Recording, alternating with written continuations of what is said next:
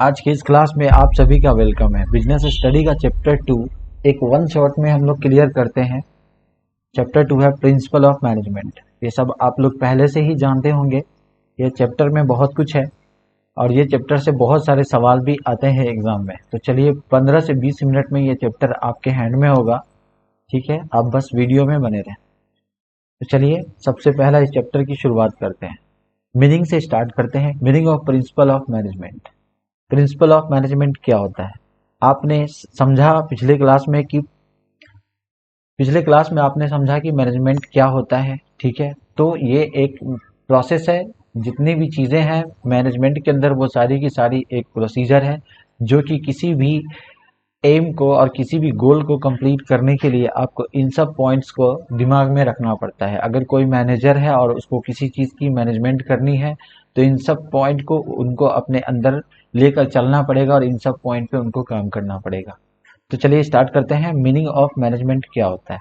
तो principle of management are broad guidelines that help managers take decisions. ठीक है, इसका मतलब ये हुआ, ठीक है, कि इसके अंदर एक ब्रॉड गाइडलाइंस होता है जो कि हेल्प करता है मैनेजर को डिसीजन लेने के लिए। ठीक है, दूसरा दूसरा पॉइंट इसमें कहता है कि these are not rigid like law. यह एक लॉ नहीं है, एक कानून नहीं है जिसको आपको फुलफिल करना ही करना है। आप इसमें फ्लक्चुएट कर सकते हैं। ठीक है, एक डायरेक्शन के थ्रू कि हाँ ये गुड डायरेक्शन है, आप इसको लेकर के अपने मैनेजमेंट में इसको शामिल कर सकते हैं। ठीक है, इसका ये हिंदी लैंग्वेज है, आप पढ़ लीजिएगा। दिशा निर्देश होता है मैनेजमेंट का मतलब। ठीक है, जो कि निर्णय लेने में मदद करता है। चलिए अब हम लोग चलते हैं नेक्स्ट पे। Nature of principal of management. अब नेचर की बात करते हैं कि प्रिंसिपल ऑफ मैनेजमेंट का नेचर क्या है। ठीक है, तो सबसे पहले यूनिवर्सल एप्लीकेबिलिटी है। क्या हुआ? यूनिवर्सल है ये, मतलब कहीं पे भी आप इसको लागू कर सकते हैं। ठीक है, ये जो प्रिंसिपल ऑफ मैनेजमेंट है इसको ये यूनिवर्सल है। इसको आप किसी भी काम में, किसी भी इंस्टीट्यूशन में आप इन चीज़ों को एप्लीकेबल कर सकते हैं। दूसरा है जनरल गाइडलाइंस। जनरल गाइडलाइंस के अंदर क्या है कि इसके अंदर जो भी गाइडलाइंस आपको दी गई है वो आपका एग्जैक्ट सॉल्यूशन तो नहीं है, लेकिन हाँ ये एक ऐसा गाइडलाइंस है जिसके थ्रू आप अपने वर्क के अंदर बहुत ही फ्लुएंसी और करेक्टनेस ला सकते हैं। ठीक है, नंबर तीसरा है आपका, ये दूसरा पॉइंट तो मैंने बता दिया। तीसरा point formed by practice and experimentation. इसके अंदर जो भी चीजें की जाती है या जो भी, या टेलर ने अपना अपना थ्योरी दिया है, प्रिंसिपल दिया है, टेलर ने दिया है, फेयल ने दिया है, तो ये जितने भी जो ये लोग हैं इन लोगों ने उन चीज़ों पे एक्सपेरिमेंट किया है, अपने कंपनीज को बढ़ाया है, बहुत सारी चीज़ों को करके देखा है। जब वो कंप्लीट हुआ है तो ये एक प्रिंसिपल को इन्होंने डेवलप किया है। तो इसलिए इसका एक और पॉइंट आप, नेचर जो ये किस तरह का होता है, तो ये formed by practice and experimentation होता है। चौथा पॉइंट है इसका फ्लेक्सिबल। तो ये बहुत ही फ्लेक्सिबल होता है। आपको पता है कि सिचुएशन के अकॉर्डिंग आपको हर मैनेजमेंट को अलग अलग set of rule and set of point को आपको काम करना पड़ता है। जहाँ पे नीड किस तरह का है, कहीं टाइम की मैनेजमेंट करनी है, कहीं पे वर्क का मैनेजमेंट करना है, कहीं पे एम्प्लॉयज़ मैनेजमेंट करना है, तो ये हमेशा फ्लेक्सिबल होता है कि आपके साथ कभी भी कुछ भी हो सकता है जब आप किसी चीज़ को मैनेजमेंट करते हैं। तो ये फ्लेक्सिबल होता है। पॉइंट क्लियर हो गया? बिहेवियरल। बिहेवियरल का मतलब ये होता है कि आप किसी के साथ भी, जब आप मैनेजर हो और अगर आपका बिहेवियर अच्छा नहीं होगा तो वो आपका गोल भी अचीव नहीं हो पाएगा। तो इसलिए इसके अंदर एक नेचर है कि आपको अपना बिहेवियर को भी सही रखना है जब आप किसी भी ऑर्गेनाइजेशन से जुड़े हो और उसकी मैनेजमेंट कर रहे हो। तीसरा है काउज एंड इफेक्ट रिलेशनशिप। अगर आपकी रिलेशनशिप एक दूसरे के लिए नहीं बेहतर होगा, जैसे अभी हर जगह पे यही देखा जाता है कि अभी कहीं भी आप काम करने जाते हो तो वहाँ पे यही देखा जाता है कि जो मैनेजर है उससे नीचे का जो पोस्ट है वो, जो जैसे एम्प्लॉयज है और मैनेजर है, तो जितने भी नीचे के एम्प्लॉय होंगे वो मैनेजर को गाली देता है और मैनेजर नीचे वाले को गाली देता है। तो ये चीज़ें नहीं होना चाहिए। एक मैनेजर को ऐसा मैनेजमेंट तैयार करना चाहिए कि जो उसके वर्कर है उससे रिलेशनशिप बेहतर होना चाहिए। तो ये सब पॉइंट है, तो इस वजह से यहाँ पे एक ये पॉइंट डाल दिया कि काउज एंड इफेक्ट रिलेशनशिप, जो कि बहुत ही इंपॉर्टेंट है। यहाँ पे explain what will be the result of the particular action. आते हैं हम लोग नेक्स्ट की तरफ। इसके अंदर तो ये कुछ आपको मैंने तीन छः पॉइंट मैंने आपको बताया। ठीक है, यूनिवर्सल एप्लीकेबिलिटी है, उसका जनरल गाइडलाइंस है, formed by practice and experimentation है, फ्लेक्सिबल है, बिहेवियरल है, काउजन रिलेशनशिप है। ये 6 पॉइंट है। आप इन 6 पॉइंट को आराम से, अगर ये कीवर्ड्स को अगर याद कर लेंगे तो बहुत ही इजी वे में आप इसको लॉन्ग में भी लिख सकते हैं और शॉर्ट में भी लिख सकते हैं। और हमारी बातों को ध्यान में रखिएगा तो आपका बहुत आसानी से। तीसरा पॉइंट है significance of principal of management, ठीक है, यानी कि इंपॉर्टेंस भी इसको कह सकते हैं, सिग्निफिकेंस दूसरे वर्ड में इंपॉर्टेंस भी कह सकते हैं। तो significance of principal of management के अंदर भी पॉइंट्स है, इसके अंदर भी 6-7 पॉइंट होंगे, ठीक है, इसके अंदर भी 6 ही पॉइंट है। आप इसको जरा देखिए। सबसे पहला जो है वो है प्रोवाइड यूजफुल इंसाइट। अब इसमें ज़रूरी क्या है, कोई भी अगर आप मैनेजमेंट को स्टार्ट करते हैं, किसी भी चीज़ों की मैनेजमेंट करते हैं, तो उसके अंदर क्या क्या ज़रूरी हो सकती है, तो ये 6 पॉइंट है। जो सबसे पहला है provide useful insight, manager learn what to do different situations. तो यूजफुल इंसाइट है जहाँ पे जो चीज़ों की ज़रूरत है वहाँ पे वो चीज़ को मुहैया करना, ठीक है। किसी वर्कर को पैसे की ज़रूरत है, किसी वर्कर को मशीनरी की ज़रूरत है, किसी वर्कर को टाइम मैनेजमेंट की ज़रूरत है, तो यहाँ पे आपको प्रोवाइड यूजफुल इंसाइट, जो भी कहीं पे काम हो रहा है तो वहाँ पे आपको useful tools and things provide करना पड़ेगा। दूसरा है scientific decision, decision becomes logical and based on a fact. तो जो डिसीजन होगा वो लॉजिक होगा। अगर कोई भी डिसीजन आप ले रहे हैं, ये ज़रूरी इसलिए इसके अंदर मैनेजमेंट के अंदर है कि अगर आपका डिसीजन नॉर्मल होगा तो फिर काम भी अच्छा से नहीं होगा। आपको एक स्पेसिफिक और स्पेशल डिसीजन के साथ डिसाइड करना पड़ेगा कि हाँ ये फैक्ट है और इस बेसिस पे हम लोग आगे की तरफ काम करेंगे। तो ये एक आपका की पॉइंट है, decision becomes logical and based on facts, ठीक है। डिसीजन ऐसा होना चाहिए जो कि लॉजिकल हो और वो फैक्ट्स के ऊपर बेस्ड हो। तीसरा है optimum utilisation of resources. Optimum utilisation of resources है, रिसोर्सेज जो भी चीज़ें ऐसा है कि जिसका यूज नहीं है, जिसके वजह से आपका टाइम खराब हो रहा है, जिसके वजह से वर्कर को लेट हो जा रहा है, या कोई भी ऐसी चीज़ें जो आपके काम के अंदर बाधाएं डाल रही हो, तो उन चीज़ों को आप क्या करो, वहाँ से हटा दो। जैसे रिड्यूस वेस्ट मटेरियल, वेस्टेज बता रहा है, reduce wastage of man money and material. तो यहाँ पे ये मनी मेन मटेरियल की बात कर रहा है। आप नॉर्मली आप ऐसे भी समझ सकते हैं इस पॉइंट को, ठीक है, कि ऑप्टिमाइज करना है, मतलब वैसी चीज़ों को ही अपने आसपास रखना है जिसकी ज़रूरत है, बाकी चीज़ों को हटा देना है, क्योंकि उसके अंदर कुछ न कुछ कहीं ना कहीं ये उसमें टाइम मैनेजमेंट का प्रॉब्लम आ सकता है। इसके बाद चौथा पॉइंट है इसका meeting changing environment, help manager adapt to new technology और कंपटीशन।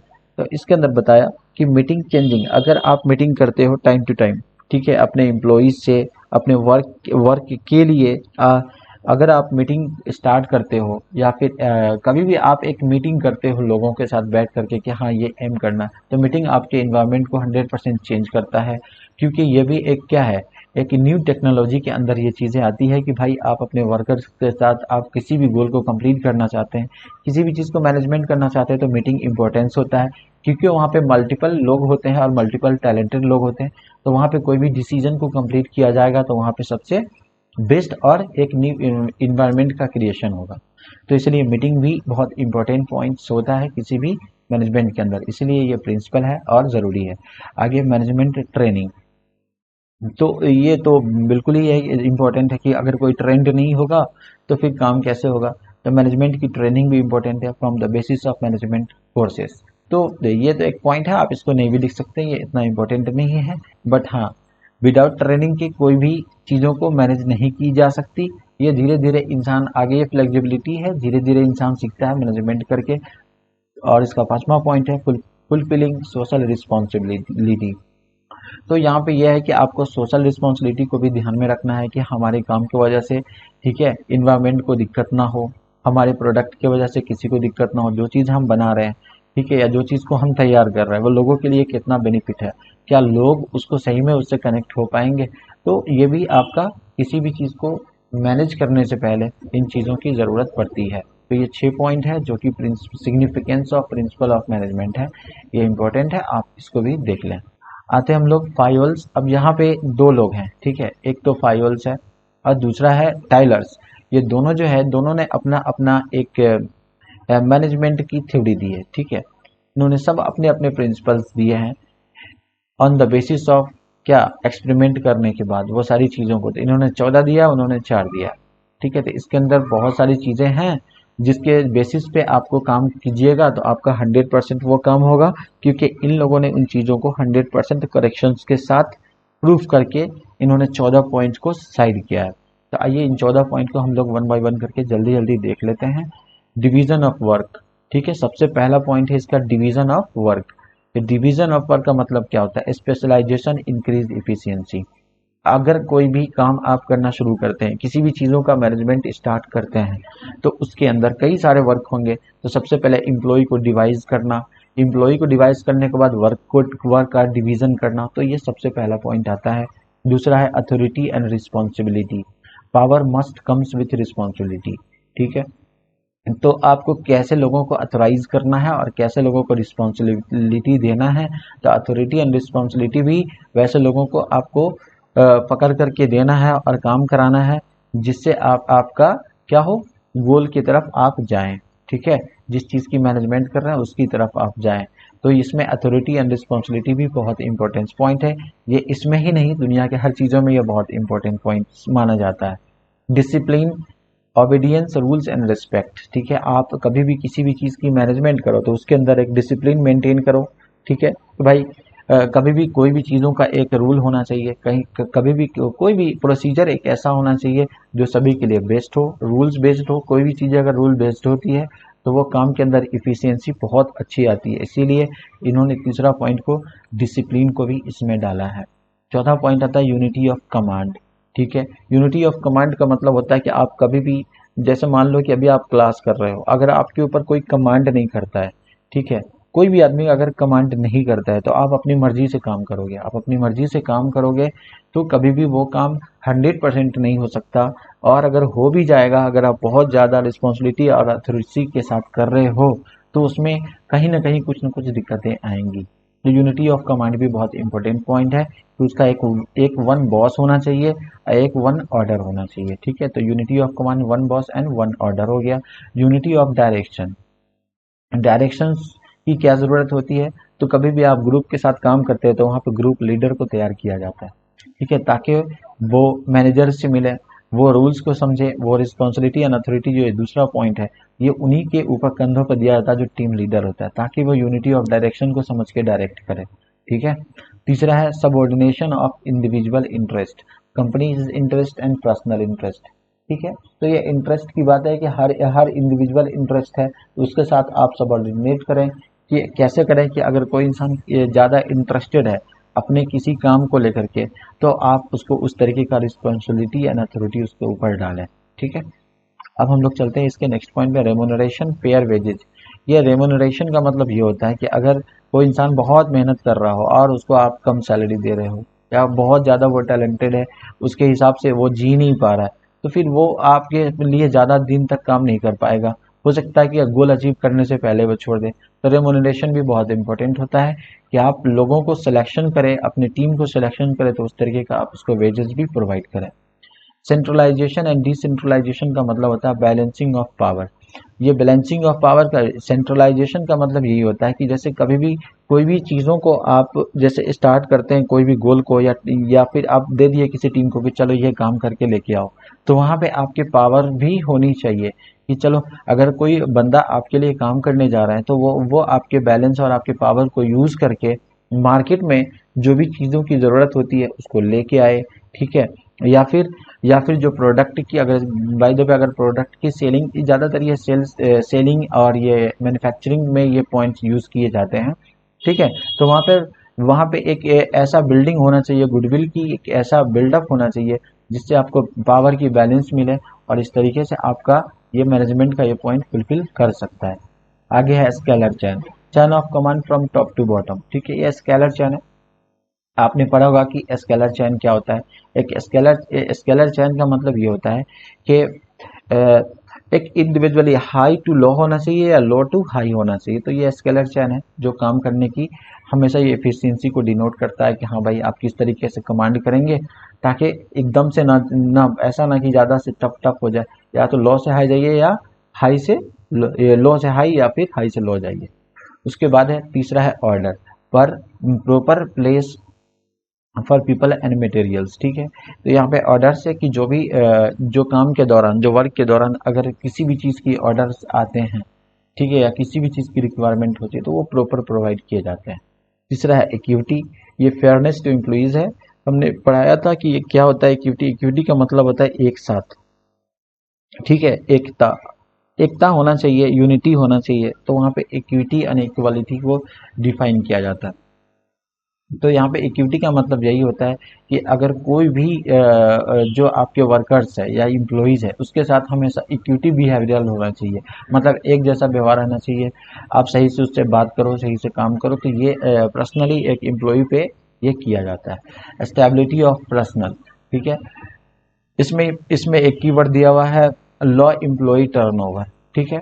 तो ये स्टेबिलिटी ऑफ पर्सनल का मतलब यही होता है कि भाई जो भी बंदा आपके पास काम कर रहा है या जो भी आपके लिए काम कर रहा है उसके अंदर एक ऐसी स्टेबिलिटी होना चाहिए, ठीक है, एक ऐसी एम्प्लॉयमेंट पावर होना चाहिए, ठीक है, कि भाई उसको अपने पर्सनल लाइफ में कोई दिक्कत ना हो, ठीक है, वो सही से जी रहा हो, आप उसको थोड़ा सा देखें कि हाँ भाई वो स्टेबल है कि नहीं, मेरे लिए काम कर पा रहा है कि नहीं।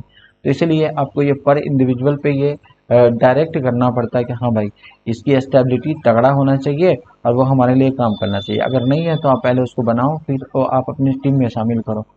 तीसरा है इनिशिएटिव, ठीक है। इनिशिएटिव का मतलब क्या होता है कि जैसे मान लो कि टाइम टू टाइम आप वर्कर्स, मान लो कि आप किसी कंपनी के बॉस हो, आप ही को मैनेजमेंट करने का सारा जिम्मेदारी मिला है, तो आप क्या करोगे, क्या करोगे?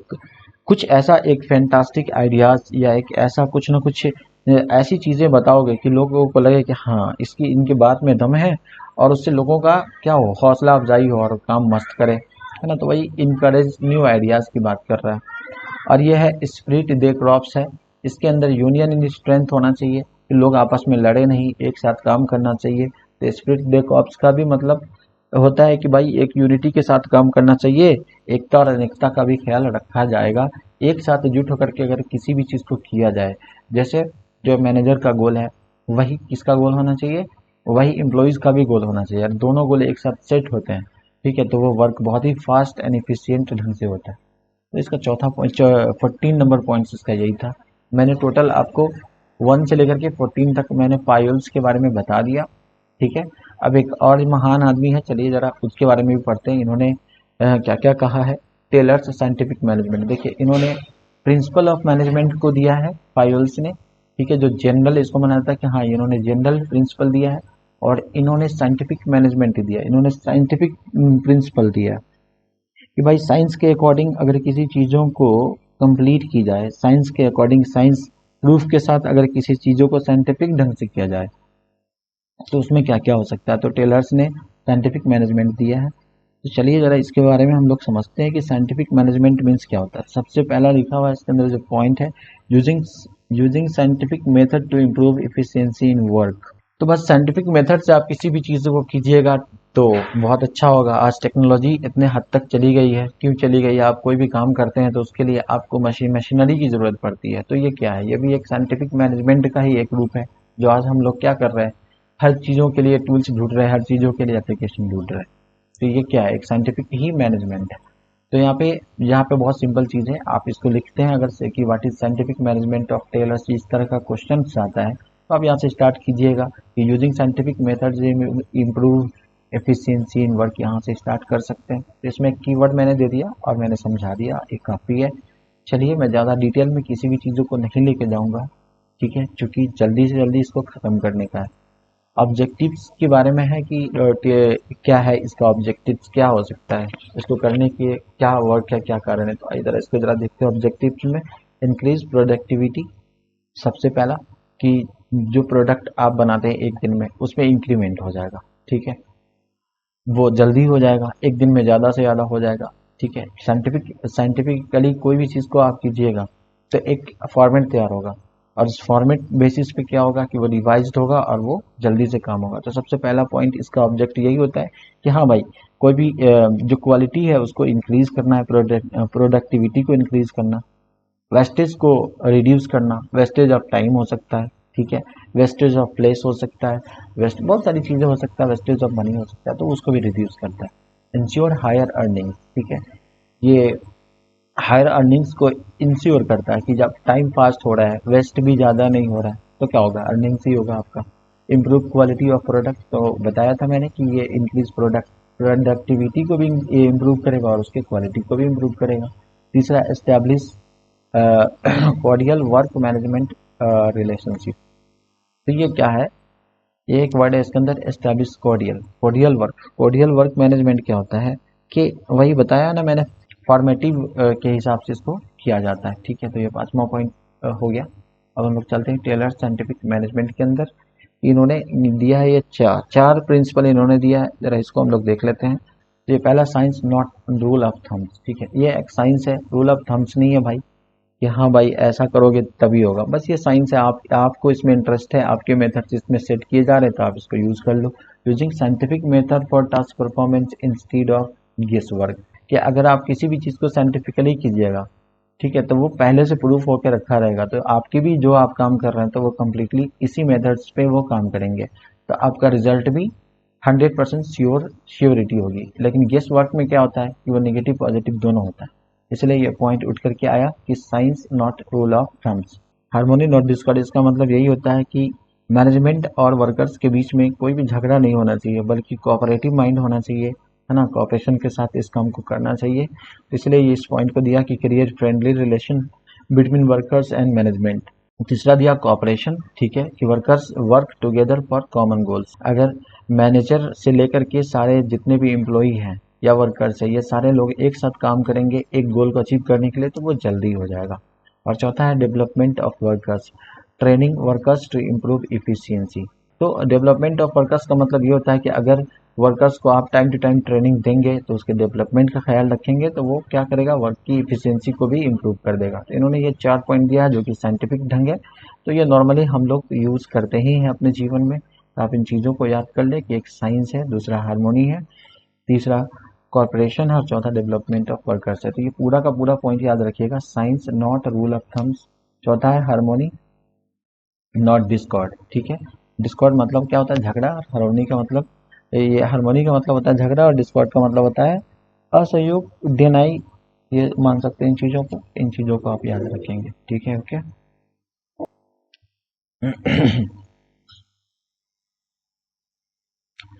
चलिए अब हम लोग नेक्स्ट पॉइंट की तरफ चलते हैं। यहाँ पे 6 नंबर है टेक्निक्स ऑफ साइंटिफिक मैनेजमेंट। ठीक है, तो ये टेक्निक है, साइंटिफिक मैनेजमेंट के टेक्निक्स है। तो इसके अंदर जो दिया है कि भाई साइंटिफिक मैनेजमेंट में टेक्निक्स में क्या क्या है, तो इसके अंदर भी 4-5 पॉइंट है, 6-7 पॉइंट है इसके अंदर, तो आप इसको भी देख लेंगे। सबसे पहला है फंक्शनल फॉरमैनशिप। ठीक है, इसके अंदर आपको एक अगर अगर इस सारे प्रिंसिपल को आप यूज़ कर रहे हैं तो ये फंक्शंस के साथ, इस टेक्निक के साथ आप काम करेंगे तो आपकी इफिशियंसी बढ़ेगी वर्क की। ठीक है, बस यही इसका मीनिंग होता है। जिसमें दिया फंक्शनल फोरमैनशिप, कि किसी भी काम को आप कोई भी वर्क कर रहे हो, कोई स्पेसिफिक वर्क कर रहे हो, ठीक है, तो उसको 8 भागों में बांट करके ना 8 सुपरवाइजर को सेट करो और जल्दी से करो। तो पहला ये हो गया। दूसरा इसका है स्टैंडर्डाइजेशन एंड सिंप्लीफिकेशंस। ठीक है, कि सभी चीज़ों को एक स्टैंडर्ड तरीके से और सिंप्लीफाई करके उसको करो। तो इसके अंदर 2-2 पॉइंट दिया है, एक फिक्स क्वालिटी स्टैंडर्ड है, दूसरा अवॉइड अननेसेसरी वैरायटी है। इन चीज़ों को आप याद रख लें। तीसरा है मेथड स्टडी। ठीक है, कि find best way to perform work. जो भी वर्कर्स होगा उसके लिए आपको कोई ना कोई एक स्पेसिफिक मेथड को क्रिएट करना पड़ेगा। ठीक है, तो इसको भी याद रखना है। तीसरा है, चौथा है motion study, remove unnecessary movement. ठीक है, तो ये तो हर जगह पे है कि भाई एक वेस्टेज जो होता है वो चीज़ था। अननेसेसरी मूवमेंट का मतलब ये भी होता है कि आप वर्कर्स का ख्याल रखें कि हाँ भाई वो किसी कारण वो उसको दिक्कत ना हो, या फिर कोई ऐसा चीज़ें ना हो जिससे वो क्या होता हो, डिस्प्लेस होता हो, या फिर कोई भी ऐसा चीज़। तो ये मोशन ऑफ स्टडी हो गया। हाँ भाई, जो भी ऐसी चीज़ें हैं उसको आप सही करो। अगर कोई एम्प्लॉय काम नहीं कर रहा तो उससे प्रॉब्लम पूछो। तो ये अननेसेसिटी चीज़ें, ऐसी चीज़ें हैं जो कि अननेसेसरी, उन चीज़ों को आप रिमूव करो। ये टेक्निक्स है करने का जो एक मैनेजर को चाहिए। पांचवा है टाइम स्टडी। ठीक है, find standard time for completing a job. अब किसी को 12 बजे रात में काम कराओगे तो कैसे काम हो चलेगा। ठीक है, तो उसको एक टाइम का स्टैंडर्ड होना चाहिए जिसको जिसके अंदर वो आपको क्या कहते हैं, मैनेजमेंट को ये भी गाइडलाइन बहुत इंपॉर्टेंट होती है। दूसरा है फैटिग स्टडी। ठीक है, कि भाई हाँ भाई वर्कर्स हमारे थके नहीं। ठीक है, वो इतना काम करे एक अपने स्किल्स के हिसाब से, अपने एनर्जी के हिसाब से वो काम करें। तो ये भी है कि reduce worker existence for better productivity. ठीक है, तो भाई काम भी वैसा करे, ठीक है, ताकि उसको ज़्यादा न करना पड़े, ज़्यादा से ज़्यादा मशीनरी का यूज़ किया जाए। ठीक है, तो इस तरीके से फैटिग स्टडी को भी इम्प्रूव किया जाता है। तीसरा और लास्ट है डिफरेंशियल पीस वेजेस सिस्टम। ठीक है, workers paid based on performance. यहाँ पे तो ये वेजेज के लिए है कि भाई वर्क जितना जो अच्छा वर्क कर रहा है, जो हायर वर्क कर रहा है उसको हाई वेजेस दीजिए, जो लो आउटपुट दे रहा है उसको लोअर दीजिए। ठीक है, तो ये सिंपल है, मैंने आपको टेक्निक्स भी बता दिया। चलिए एक बार रिवीजन हम लोग करते हैं। सबसे पहला था मीनिंग ऑफ प्रिंसिपल। तो प्रिंसिपल ऑफ मीनिंग में मैंने बताया था आपको, प्रिंसिपल का मीनिंग होता है ये ब्रॉड गाइडलाइंस होता है जो कि डिसीजन लेने में क्या करता है, मैनेजर्स की मदद करता है। ठीक है, और ये रिजिड नहीं होता है, ये लॉ नहीं होता है, ये सिर्फ एक डायरेक्शनल का काम करता है। उसके बाद मैंने आपको बताया था nature of principal of management. ठीक है भाई, प्रिंसिपल ऑफ मैनेजमेंट के नेचर क्या है, तो इसके अंदर ये 6 पॉइंट्स हैं, इसको आपने देखा वन बाय वन करके क्या क्या होता है। यूनिवर्सल एप्लीकेबिलिटी, दूसरा है जनरल गाइडलाइंस, तीसरा formed by practice and experimentation, flexible behavioural, cause and effect relation.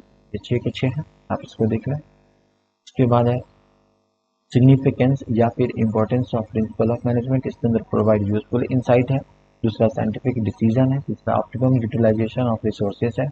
ठीक है, तो ये सब चीज़ें यूजफुल इनवाइट है। इनसाइट क्या कोई मैंने बताया था, साइंटिफिक डिसीजन के बारे में मैंने बताया था, मीटिंग चेंजिंग इन्वायरमेंट है, मीटिंग भी करना जरूरी है, मैनेजमेंट को ट्रेनिंग भी देना जरूरी है। उसके बाद तो ये फुलफिल सोशल रिस्पॉन्सिबिलिटीज, और जो भी वहाँ का सोशलाइजेशन है उसको भी आपको फुलफिल करना इंपॉर्टेंट है। तो ये 6 पॉइंट इसके अंदर आया। ठीक है, अब हम लोग चलते हैं नेक्स्ट में। मैंने आपको बताया था कि फाइल्स के जो प्रिंसिपल 14 इन्होंने दिया है वो इतने सारे हैं, तो मैंने इसको भी दिया। डिवीजन ऑफ वर्क है, ठीक है, अथॉरिटी और रिस्पॉन्सिबिलिटी है, डिसिप्लिन भी चाहिए, यूनिटी ऑफ कमांड भी चाहिए, और यूनिटी ऑफ डायरेक्शन भी चाहिए। Unity of command and unity of direction ये भी याद कर लें। सबऑर्डिनेशन ऑफ इंडिविजुअल इंटरेस्ट ये भी इंपॉर्टेंट है। रेमुनरेशन है, सेंट्रलाइजेशन, डिस्टेंस और स्केलर चैन मैंने बताया। Low to high, high to low, order, equality, stability, initiative and esprit de corps, लोगों को एक साथ मिलजुल करके काम करना, यूनिटी एंड एकता। ठीक है, उसके बाद आया भाई साहब टेलर। टेलर साइंटिफिक मैनेजमेंट, इनके बारे में पहले इन्होंने क्या होता है क्या बताया कि हाँ भाई ये आपके काम को इम्प्रूव करेगा। दूसरा इन्होंने 3-4 एक ऑब्जेक्टिव्स दिया, इसमें लिखा हुआ है कि भाई हाँ भाई आपके प्रोडक्टिविटी को इंक्रीज करेगा, वेस्टेज को रिड्यूस करेगा, हायर अर्निंग्स देगा, ठीक है, प्रोडक्ट की क्वालिटी बढ़ाएगा, और क्या हो सकता है, और क्या हो सकता है भाई, हाँ भाई आप रिलेशनशिप भी बेहतर हो जाएगा इससे, क्योंकि जब आप साइंटिफिक किसी भी चीज़ों को अपनाइएगा तो उसका कहीं ना कहीं इम्पैक्ट बुरा नहीं अच्छा होता, तो इम्पैक्ट उसका जो इम्पैक्शनल है वो भी आपका अच्छा जाएगा। उसके बाद टेलर ने प्रिंसिपल दिया है 4, जिसको भी मैंने बताया, science not rule of thumb, harmony not Discord, cooperation not individualism, और डेवलपमेंट ऑफ वर्कर्स। ठीक है, ये 4 के 4 पॉइंट्स मैंने बताया। उसके बाद टेक्निक्स है, टेक्निक्स में आपका 6-7 है, उसको भी मैंने बताया। फंक्शनल फोरमैनशिप है कि किसी भी काम को 8 भागों में डिवाइड करो और उस पर एक आदमी सुपरवाइजर को सेट करो, तो आपके वर्क की एफिशिएंसी और क्वालिटी भी बढ़ेगा, इम्प्रूवमेंट। स्टैंडर्डाइजेशन एंड सिंप्लीफिकेशन है, भाई हाँ भाई जितना स्टैंडर्ड और सिंपल तरीके से अगर प्रोजेक्ट हो उतना ही आसानी से एक काम होता है। मेथड ऑफ स्टडी है, ठीक है, कि भाई कोई ना कोई मेथड से कोई भी काम को किया जाए। मोशन ऑफ स्टडी है कि जो भी बकवास चीज़ें हैं उसको हटाओ, जो सही चीज़ें उसको यूज़ करो। टाइम ऑफ स्टडी है, तो भाई टाइम जो ऐसा होना चाहिए जिसमें वर्कर्स क्या हो, एक गुड जॉब की तरह उसको देखे और आपके लिए सही काम करे। अब काम के समय सोए नहीं, है ना, सोने के समय काम ना करें। और स्टैटिक स्टडी है कि हाँ भाई वर्कर्स का आप हर चीज़ का ख्याल रखें, ठीक है, उसके बॉडी से लेकर हर चीज़ का, ताकि वो थके नहीं। और लास्ट पॉइंट है इसका डिफरेंस पीस वेजेस सिस्टम। ठीक है, डिफरेंशियल पीस वेजेस सिस्टम ये ज़्यादातर अमेरिकन लोग ही करता है, और ये जो साइंटिफिक मैनेजमेंट वाले टेलर जी हैं उन्होंने भी, वो अमेरिकन ही हैं, तो इन्होंने वहाँ पे इन चीज़ों को रूल अप्लाई किया, और आज भी वही चलता है कि पीस वेजेस सिस्टम चलता है वहाँ पे। क्या भाई आपको मंथली ही नहीं होता है, वहाँ पे जो हायर आउटपुट देता है उसको हायर वेजेस मिलता है, जो लोअर देता है लोअर लोअर वेजेस मिलता है। तो ये सब पॉइंट था जो मैंने आपको बताया। तो आज के इस वीडियो के लिए आपका थैंक यू। थोड़ा सा वीडियो लंबा हुआ, देखिए यह चैप्टर आपके हाथ में हो जाएगा, देख लें ठीक से। Thank you.